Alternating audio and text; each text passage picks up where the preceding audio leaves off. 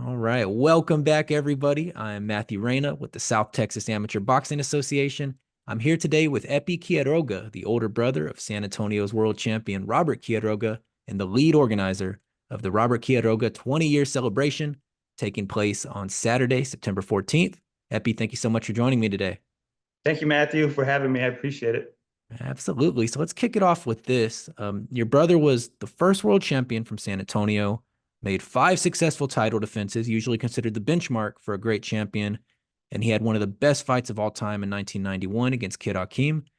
Just reflect on that a little. Tell me about your brother's legacy in boxing. Yes, Robert was just a beautiful, beautiful person, great world champion. He made history, man, in San Antonio. A lot of people don't know it. A lot of his fans, throughout the years, I've kind of done some research on Robert's accomplishments, and Robert was the first American to win that weight class, man. And it was just something great, a great accomplishment for such a lower weight class that he had an awesome boxing career. So 5 championship defenses made him a 5-time world champion. Even before the Spurs, the San Antonio Spurs became world champions. Robert was already there. In any sport that happened in San Antonio, he was the very first world champion. So we're really proud of him. And your brother fought his first 14 fights in San Antonio, and then became, something of a road warrior, fighting a bunch of fights. I think 4 of his next 5 in England and Italy. Would you say your brother kind of personified that old school mentality of anytime, anywhere? Exactly, man. I look at some boxing careers now, and they're fighting once a year. Robert was fighting probably once every 2 months or 3 months. If you look at his boxing record, his history shows he was very active uh, as a his pro debut all the way to the end of his boxing career. Robert was just really active, and it was a short tenure of years, but he fought a whole bunch. And I told you we wouldn't get into too much specifics about the fights, but of course, there's one fight that stands out, and it's considered one of the best fights of all time. Your brother versus Kid Hakeem of Nigeria, 1991 Ring Magazine Fight of the Year. Do you remember anything about that fight? Absolutely, I was there. Actually, I came in from the Navy. I was in my Navy uniform when I walked into the ring with him, and his IBF belt. Robert was destined um, to do great things. And that one fight in particular with Kid Hakeem was, just come in and annihilate Robert. He was just sweeping everybody in the United States. Kid Hakeem was the top opponent of his boxing career, and Kid Hakeem was at the top of his game, knocking people out left and right. So when he came to San Antonio, he was supposed to stop Robert in the first 2 rounds. So that was the odds in Las Vegas were for Kid Hakeem all the way. Robert was the underdog as a world champion. So it was uh, destined to be a great fight. There was posters made that before the fight said "Never before, never again." We never understood. I couldn't understand that poster before the fight actually happened until after the fight. There's never going to be a fight like that again. So it was one of the best fights that boxing has ever seen in that weight class in 1990. So it was pretty unique and pretty awesome, man, to watch there and be there to witness the fight. I remember Robert had crazy after the fight. Robert had written a script, and my mom found it like 15 years later about what he was feeling in each round. So it was kind of an eye opener to say, "Hey, man, this is a movie. This Kid Hakeem Robert Quiroga fight can actually be a full feature film." So we've been looking at doing something like that. But yeah, the Kid Hakeem fight was amazing. And both men left a lot in the ring that night. Kid Hakeem, of course, never fought again. Robert retired a few years later at the fairly early age of 25. That fight was kind of the peak of his career, you would say.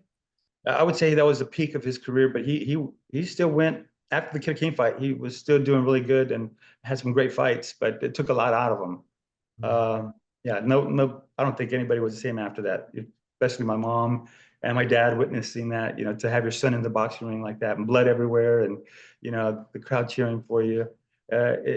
Even me, it took a lot out of me just watching that. So I could only imagine what the fighters went through. It was amazing. And You you don't are see cor- fights like it's hard. You don't see fights like that anymore.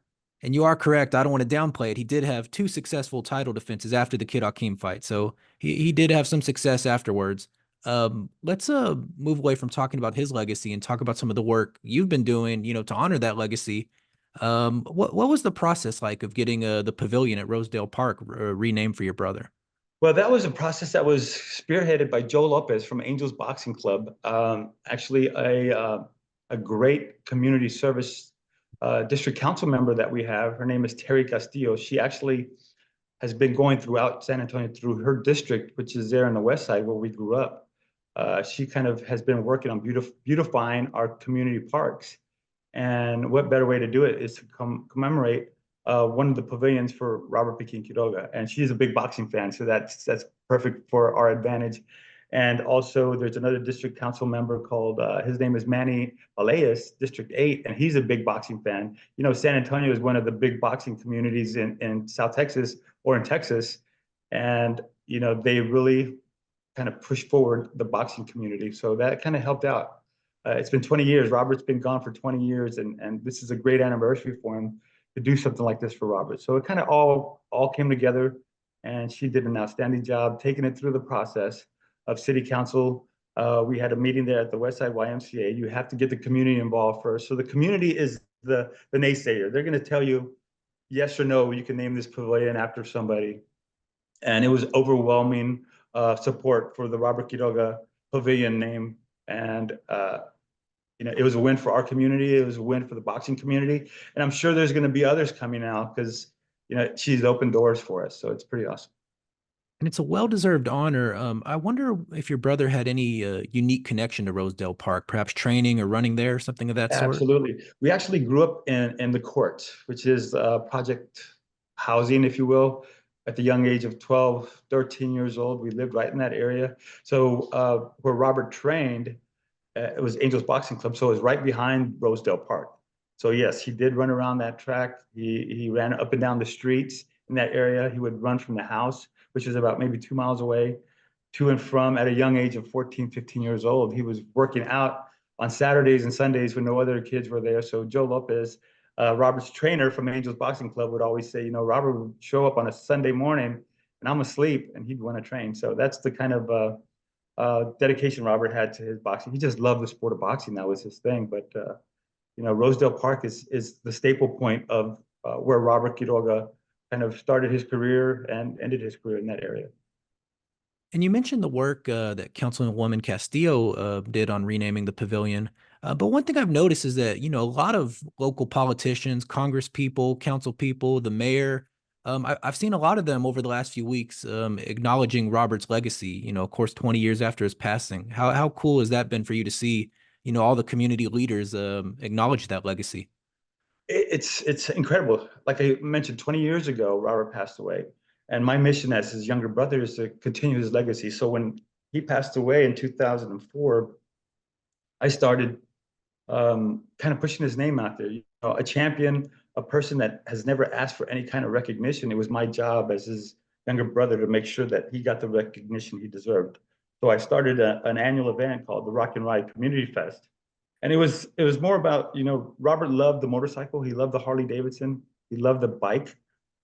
I didn't care for the motorcycle. I didn't want it. He passed away. I inherited his motorcycle.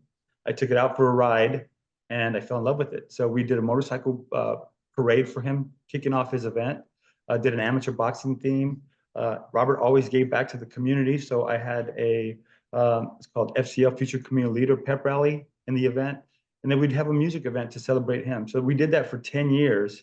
And again, you know, every year I would push his name and push it and push it. Robert Quiroga, Robert Quiroga.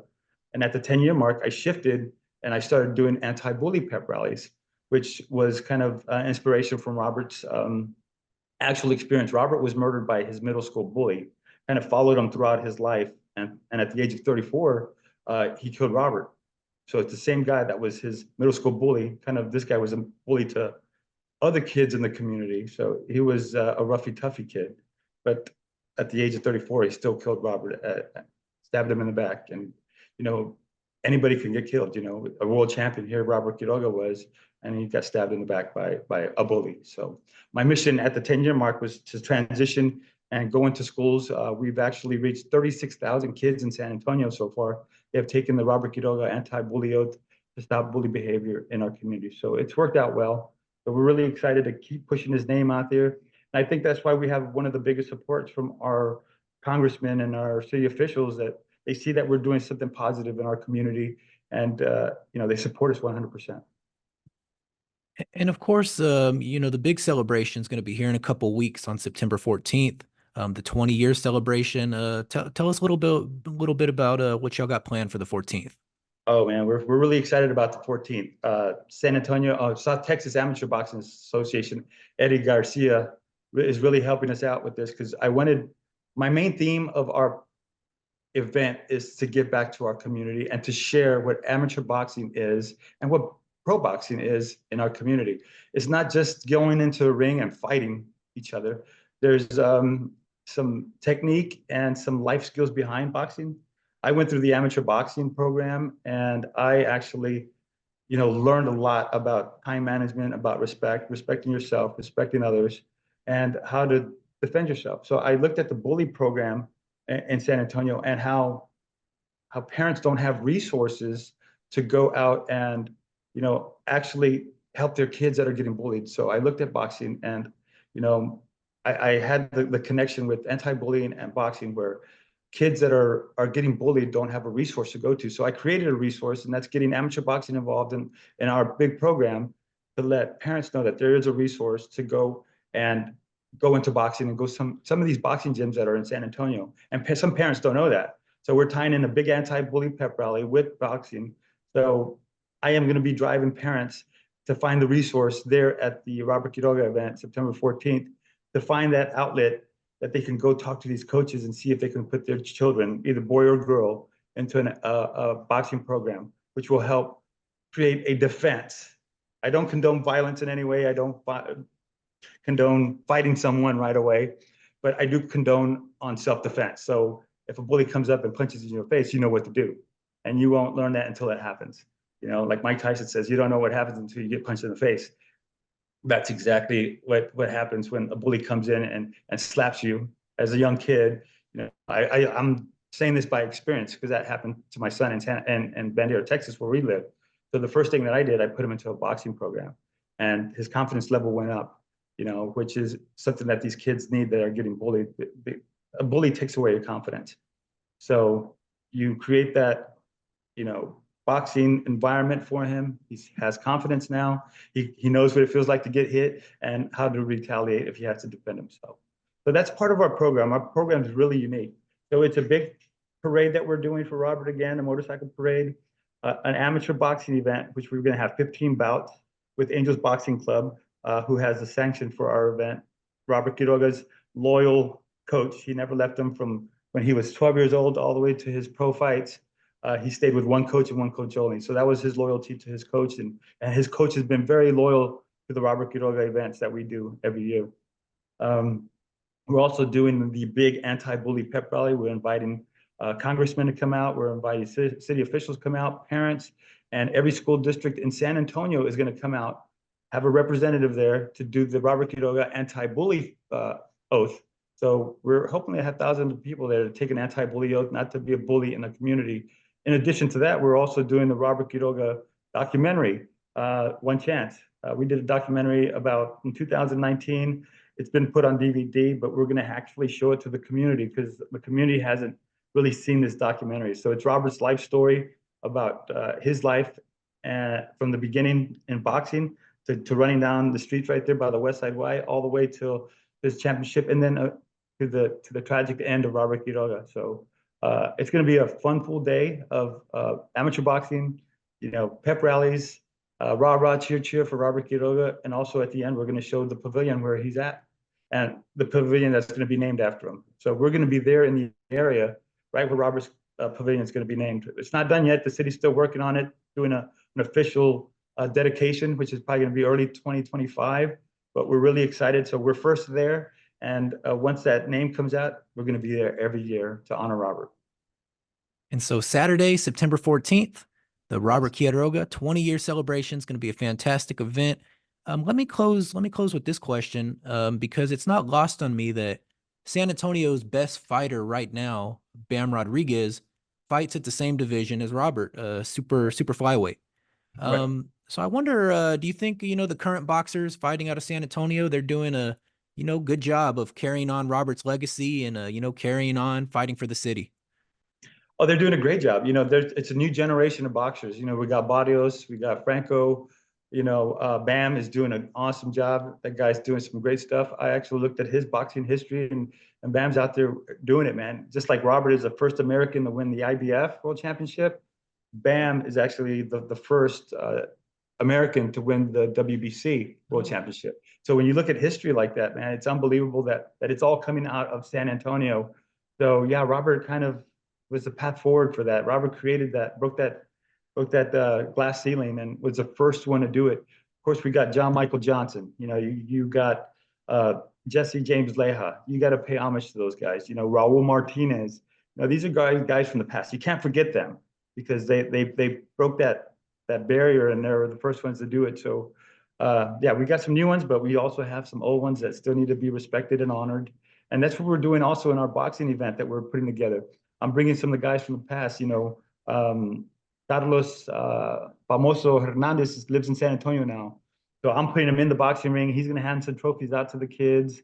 You got some not world champions like Stephen Hall. I don't know if you remember that fight. Stephen Hall and Armando Cardenas, not world champions, but they're great fighters in San Antonio. They had a classic boxing event in San Antonio that I think Hall fell, or they knocked him down like 5 times, and he came back to win the fight, man. That was an amazing fight.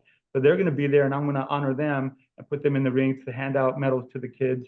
And, for South Texas Amateur Boxing Association, Eddie Garcia to kind of help me out and get this boxing event going, man. I'm deeply indebted to him and USA Boxing for allowing us to do this in front of a great crowd and promote amateur boxing in San Antonio. And just to follow up on honoring Robert's legacy, I know you had some pictures Oh yeah. next to you. Yeah, I would love to see those pictures. Well, I've got a couple of pictures, man. It's crazy because I went through the old bolt that needs to be pushed out there. I think I'm going to give some of these away at our event. I found them there sitting in a box, and they shouldn't be in a box. They should be in somebody's mantle or somebody's wall. But I had these. This is the boxing card. I don't know if you can see that. That was one of the great cards from Knockout Boxing. I've got probably about 15 of those. You can actually go on eBay. I saw those on eBay for like $3, $4. These are pretty awesome right here. Oh, I've had these kind of sitting in my closet, man. So they're going to be going out in the community for the 14th. I'm going to give them away to somebody that deserves them, that wants them. This is the Kid Akeem fight right here. That's the fight of the year, the 20-year anniversary poster. This is a great battle, man. So you can go on YouTube and download it and check out the fight. It was amazing battle. As you can see, there was blood everywhere. You don't see fights like that anymore. That Kid Akeem fight should have been stopped in the 3rd round when he had that big gash. If it was in Vegas, it would have been stopped. But it was in San Antonio. They continued, and the cut man, I forgot, Beto Martinez, I think was his name, did a great job stopping the blood. So we got some great pictures, and this was actually our very first annual event. This is the one I did in San Antonio, the first one when Robert passed away. Oh, in October 2004. So that was shortly after his passing. Shortly after he passed away. Yep. Wow. Yeah. So when he passed away, it was crazy because I had a dream maybe 2 weeks or 3 weeks before he passed, and it was the premonition of what are you going to do to keep his legacy alive. So I had that premonition view before he passed, and that's where I've continued his legacy every year to honor him and keep his legacy alive as his brother's keeper. But amazing. The city of San Antonio has actually given us proclamations and other things to keep his legacy alive. We can't forget the past. We got to honor the past and honor the future of San Antonio boxing. And that's how we get those new 12, 13-year-olds right now that are fighting amateurs to know the past, to have, dreams that they could shoot for and to becoming a world champion. Now, I've talked to coaches in San Antonio, and, there's so many popping up. I think we have almost 30. When I was boxing, we had 4 or 5, and we would fight everybody every weekend, the same guy over and over again. But now there's so many, and it's amazing that you have this great outlet to teach these young kids in San Antonio, how to become a better student. You can create a world champion. That's a freebie. That's what they call in Mexican a pilon. That's a freebie. But to have thousands of kids go to your boxing gym like Angels Boxing Club, you're creating great citizens for our community, and that's what I think boxing's about. It's not just making that world champion. It's creating good, solid citizens for our community, and that's what boxing has done for, I think, every community in South Texas and Texas. You know, if you go to Laredo, if you go to Galveston, you have a boxing gym there, and they're doing some awesome things for boxing for our community. So that's the way I look at it. So it's the young ones, kind of bringing them along, showing them what happened in the past, and look forward to the future. And so we'll continue honoring that legacy on Saturday, September 14th at Rosedale Park. And with that, Epi Quiroga is the lead organizer of the Robert Quiroga 20-year celebration and the younger brother of the world champion. Epi, thank you so much for joining us today. Mr. Reyna, thank you so much for having me today. You can actually go see Robert's website. It hasn't been updated much, but it's under robertquiroga.org or .net, and take a look at his information. Awesome.